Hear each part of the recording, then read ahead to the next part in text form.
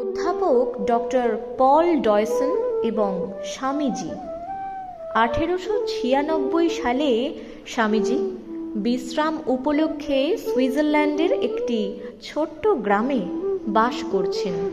ঠিক সেই সময় লন্ডন থেকে ঠিকানা পরিবর্তিত হয়ে জার্মানির স্লেসউইগ হলস্টেন রাজ্যের কিয়েল শহরের কিয়েল বিশ্ববিদ্যালয়ের দর্শনের অধ্যাপক বিখ্যাত প্রাচ্য ভাষাবিদ পল ডয়সনের একটি পত্র আসে। পত্রের মাধ্যমে অধ্যাপক স্বামীজিকে কিয়েল গিয়ে তার ভবনে আতিথ্য গ্রহণ করতে আমন্ত্রণ জানিয়েছেন। এই পত্র পাওয়ার পর স্বামীজিকে ইউরোপীয় ভ্রমণসূচি কিঞ্চিত বদলাতেও হয়েছে। অধ্যাপক স্বামীজির বক্তৃতা এবং বাণীগুলি পাঠ করে এই রকম সিদ্ধান্তে উপনীত হন যে স্বামীজি একজন মৌলিক চিন্তাশীল এবং আধ্যাত্মিক প্রতিভাবান ব্যক্তি। অধ্যাপক স্বয়ং বেদান্ত দর্শনে অনুরক্ত ছিলেন এবং তিনি অল্প কয়েকদিন পূর্বে ভারতবর্ষ হয়ে প্রত্যাবর্তন করেছেন। দার্শনিক তত্ত্ব আলোচনা করবার উদ্দেশ্যে অধ্যাপক স্বাভাবিকভাবেই স্বামীজির সঙ্গে মিলিত হতে ইচ্ছুক হন। স্বামীজি ইংল্যান্ডে ফিরে আসার আগে কিয়েলে যাওয়ার ব্যবস্থা করেন। কিয়েল জার্মানির একটি বিখ্যাত বন্দর এবং নগর। স্বামীজির সঙ্গে সেভিয়ার দম্পতিও কিয়েলে যান এবং তারা উপস্থিত হওয়া মাত্র স্বামীজির সঙ্গে তাঁদেরকেও অধ্যাপক ডয়সন নিজের ভবনে আমন্ত্রণ করেন। সাক্ষাৎ হলে উভয়ের মধ্যে বেদান্ত দর্শন সম্বন্ধে নানান আলোচনা হয়। অধ্যাপক মনে করেন সত্যান্বেষণে মনুষ্য প্রতিভা যে অমূল্য রত্নবাজি আবিষ্কার করেছে, উপনিষদ তার মধ্যে শ্রেষ্ঠ। অধ্যাপক কিছু অনুবাদ করছিলেন।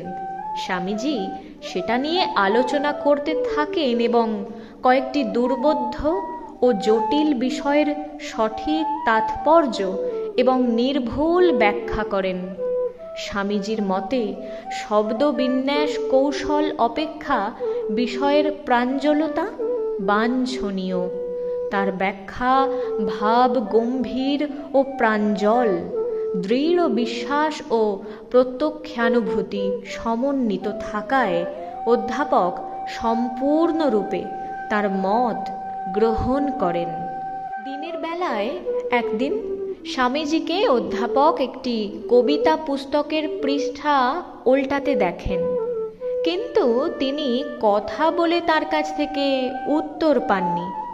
স্বামীজি পরে সেটি জানতে পেরে ক্ষমা প্রার্থনা করে বলেন তিনি ওই পুস্তক পাঠে মগ্ন থাকায় শুনতে পাননি।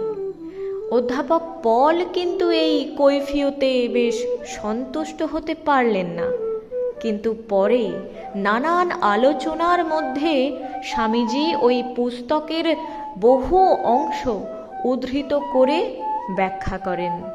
এতে অধ্যাপক বিস্ময় বোধ করেন এবং প্রশ্ন করেন কিভাবে এরকম স্মরণশক্তি অর্জন করা সম্ভব। এ প্রসঙ্গে ভারতীয় যোগীদের মনোসংযোগের কথা তিনি আরম্ভ করেন। স্বামীজি নিজের অভিজ্ঞতা থেকে বলেন যোগের প্রভাব এতটাই গভীর হওয়া সম্ভব যে জ্বলন্ত অঙ্গার শরীরে চেপে ধরলেও কোনো অনুভূতি উপলব্ধি হবে না। এই সময় কিয়েলে একটি প্রদর্শনী চলছিল। ডক্টর পল ডয়সন তাদের সেটি দেখতেও নিয়ে যান। পরের দিন কিয়েলের চারপাশের দ্রষ্টব্য বস্তু সকলও দর্শন করেন। অধ্যাপকের বাসনা ছিল স্বামীজি কয়েকদিন কিয়েলে অবস্থান করবেন, কিন্তু স্বামীজি ইংল্যান্ডে ফিরে সেখানে প্রচার কার্য আরম্ভ করতে উৎসুক থাকায় আর বিলম্ব করতে অনিচ্ছুক ছিলেন এবং তিনি অবিলম্বে ইংল্যান্ডে যাত্রা করেন। অধ্যাপক স্বামীজির ব্যক্তিত্ব এবং শাস্ত্র জ্ঞানে এতই মুগ্ধ হয়েছিলেন যে তার সাথে শাস্ত্রের জটিল সমস্যা চর্চার সুযোগ ত্যাগ করতেই পারলেন না। তাই তিনি হ্যামবার্গে এসে স্বামীজির সঙ্গে দেখা করেন এবং হল্যান্ডের মধ্য দিয়ে ইংল্যান্ডে চলে আসেন। ইংল্যান্ডে ডক্টর পল ডয়সন প্রায় রোজ দিনই স্বামীজির সঙ্গে দেখা করে বেদান্ত দর্শনের মূল তত্ত্ব আলোচনা করতেন। এই সব আলোচনায় ডক্টর ডয়সন বেদান্তের অন্তর্নিহিত ভাব সম্বন্ধে স্পষ্ট অন্তর্দৃষ্টি প্রাপ্ত হতেন। অধ্যাপক 2 সপ্তাহ কাল লন্ডনে থাকেন। তিনি হয় দিনে না হয় রাত্রে স্বামীজির সঙ্গে দেখা করতেন।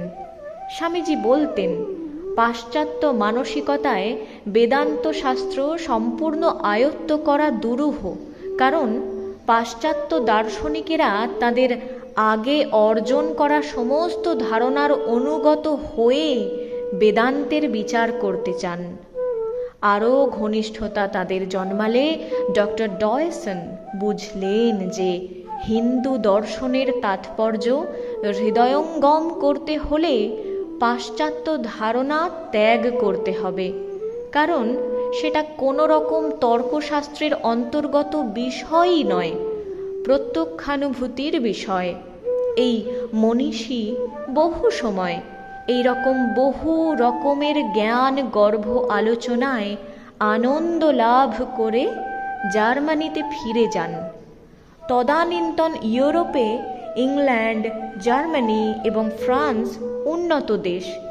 এই পরিপ্রেক্ষিতে ডক্টর ডয়সনের সঙ্গে সাক্ষাৎ, তার স্বামীজির জার্মানিতে পদার্পণ বিশেষ গুরুত্বপূর্ণ সন্দেহ নেই। তার উপর 2 বিশিষ্ট কৃতি জার্মান সন্তান ম্যাক্স মুলার এবং ডয়সন স্বামীজি দ্বারা প্রভাবান্বিত হন এবং সেটিও নিঃসন্দেহে তাৎপর্যপূর্ণ। এই তথ্য পেলাম অসিত লাহিড়ী মহাশয়ের থেকে।